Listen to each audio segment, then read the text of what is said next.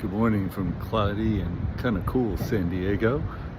Here because a friend of mine who was in the Archdiocese of Washington for a little while is in the United States for a conference, and so met him here in San Diego. One of the things about the gospel is that it has its particular controversies. One of the things is that it's not included in the earliest of the gospel writings, and so it's not included. The other is that it tends to be more Lucan rather than Johannine in terms of its writing style. Although the problem is with that is that Luke really, like any of the other synoptic gospels, really doesn't talk about Jesus being in Jerusalem except for his passion and death. So that's one thing. The other one is that it's kind of problematic in terms of place. It's kind of going from one place to the other and really doesn't fit in that way. So sometimes you will see it either bracketed or you'll see a footnote or something like that for this particular gospel. And in fact, one time at Blessed Sacrament, there was a Bible that didn't even have the particular gospel in it. So those are some of the things, but I like what Father Francis Martin said. He said that basically it was a story that was so important that that no matter whether it be from Johannine, whether it be Luke, whether it be the right place, he said it really doesn't matter. What's important is that it was preserved, and this particular event in the life of Jesus was preserved and put into the gospel. So that's truly what is important, and certainly it is canonical. Though, like I said, you will see certain times you'll have a footnote or a bracket for the particular gospel. One of the things that we have is that we have the woman caught in adultery. It is, in a way, better situated in terms of the Holy Week, early part of Holy Week, where the scribes and the Pharisees from Jerusalem tried to entrap Jesus, because it was all about entrapment. It was not about the sinful, the adulterous woman. It was not about where's the man, where's the adulterous man that takes two to tango, but instead what it is about is entrapment.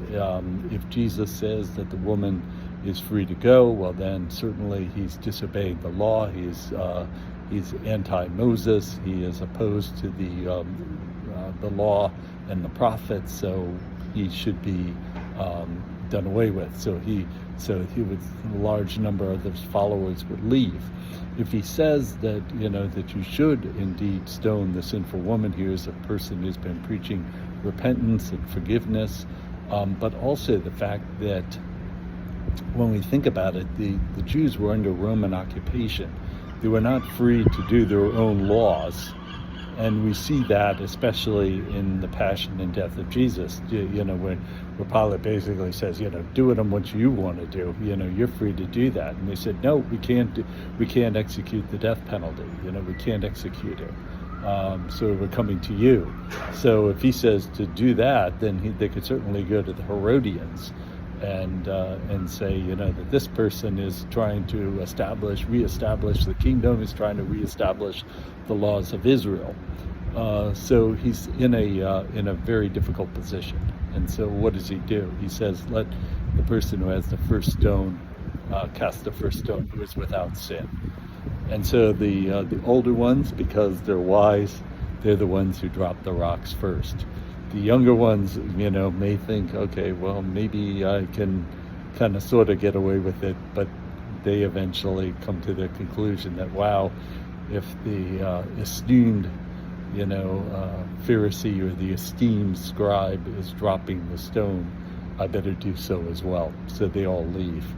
So what happens then to the sinful woman? Jesus tells her to go and sin no more. And so one of the things about it is that the drive in sex drive is something that occurs. And so what's going to happen to that drive? What's going to happen to that energy? And I think the one thing about it is that the Lord does not want us to be beige and bland. He wants us to be not a neutral color, but a fire engine red or a deep sea blue. He wants us to be those. So how do we do that? I think one of the things is that if we're married, then certainly by loving our husband or wife, and trying, if maybe the flame has gotten a little lower, then trying to reconnect to get that flame going higher. If we're single, I think by meeting people, by dropping, keeping the phone at a minimum, by instead taking a look at other people and being involved in other people and being involved in life. Really by doing that and by loving God and by being involved, volunteering if need be, having good friends, doing all these kind of things can help us in a way to keep pure until marriage. And so those are some of the things and some of the thoughts that I have on this particular gospel. And so again, agree with Father Francis Martin. Is a very important gospel because really the scribes and the Pharisees are not interested in the woman, but interested in the entrapment of Jesus himself. Thanks. God bless.